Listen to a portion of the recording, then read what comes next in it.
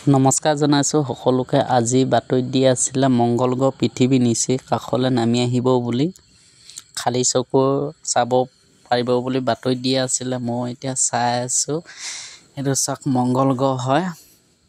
পৃথিৱীৰ পৰা 9,62,00,000 কিলোমিটাৰ থাকিব যদিও ৰঙাকৈ জ্বলি থাকিব সূৰ্যৰ দৰে। সূৰ্য কক্ষপথত ঘূৰিব বুলি বাতৰিত দিয়া আছিলে। মই চালোঁ, দেখিলোঁ চেম টু চেম সূৰ্যটোৰ গতে দেখা পোৱা গৈছে। ৰঙাকৈ লালকৈ জ্বলি আছে। কোনে কোনে দেখিছা কমেণ্ট কৰিবাচোন। মই কিন্তু দেখিলোঁ দেই মংগল গ্ৰহটো। আন্ধাৰ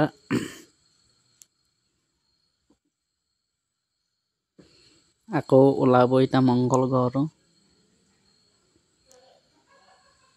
বহুত ঐতিহাসিক দিন বুলি বিবেচনা কৰিছে বৈজ্ঞানিকসকলে। ইমান বছৰ মূৰত আজি খালী চকুৰে দেখিবলৈ পোৱা গৈছে বুলি কৈছে।